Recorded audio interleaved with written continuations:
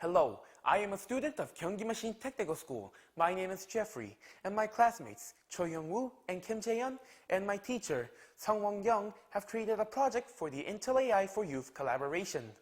We have created the online class AI helper. First, we are going to go over why we made it, what exactly made it, and how we made it. Due to the recent COVID-19 outbreak, it has become much more commonplace to use online classes. However, unlike real-time face-to-face classes, it is much more difficult to immediately ascertain the degree of concentration students show during class. Many students would often do something unrelated to the class, like playing a game, watching a video, or reading a novel.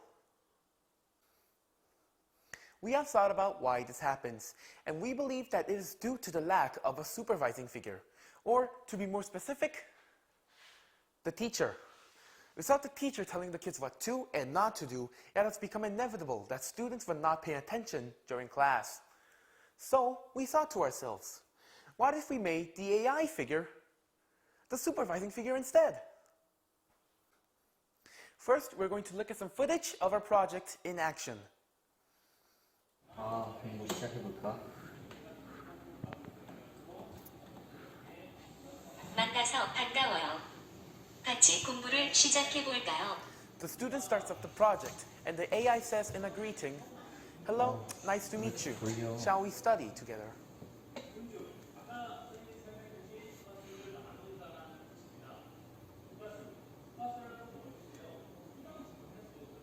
일어나서 공부에 집중하세요. The student dozes off, and the AI sees this and thus replies to the student, "Get up and pay attention to class."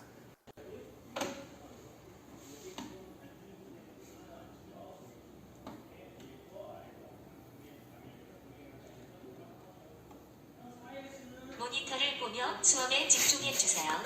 The student looks off camera, and so the AI sees this and says, "Pay attention to the monitor." 일어나서 공부에 집중하세요.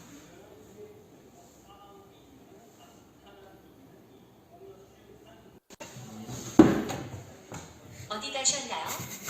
빨리 돌아오세요. 어디 가셨나요? 빨리 돌아오세요. 어디 가셨나요? 빨리 돌아오세요. The student leaves the frame of the webcam, and so the AI perceives this and proceeds to repeat until the student comes back on frame. "Where have you gone? Come back to seat." The process goes a little like this. We have a webcam attached to a monitor. We have an AI model named OpenVino that uses the information from the webcam and uses it to track the user's motion. And this information gets sent from Arduino straight to a phone app that we have created. The phone app receives this and then uses the phone speaker to send the student a message. The AI uses the position of your eyes, your nose, and the endpoints of your mouth in order to kind of simulate your face and use this information. Now, when you're looking straight at the camera or the webcam, then it assumes that you're studying. If you tilt it downwards, then it assumes that you have nodded off or sleeping.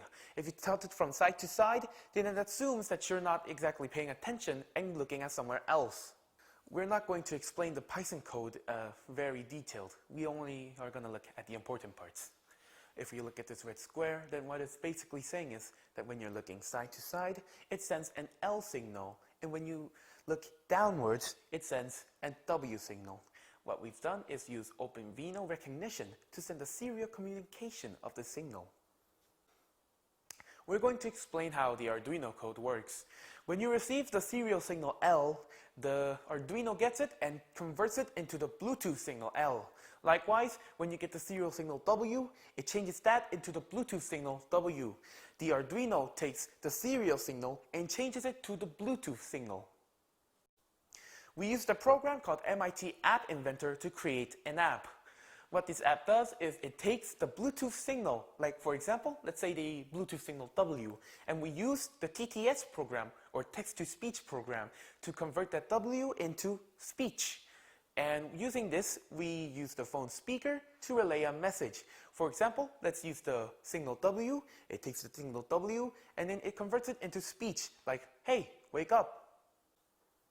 I'd like to thank you for listening to our presentation, and I'd like to introduce you to the team that made this possible. On the far left, we have teacher Sung Won-kyung. He's responsible for overseeing the entire project. The person next to him is Kim Jae-hyun. He's responsible for the Python programming. The person next to him is Choi Young-woo, and he's responsible for the app programming. And the person next to him is me, the presenter. Through this experience, we've learned that AI can be beneficial to human social life, and we'd like to thank Intel AI for youth for giving us the chance to experience this. We are students from Gyeonggi Machine Technical School, and if you have any inquiries, then you can use the email right below me to ask any questions that you might have. Thank you for listening to our presentation.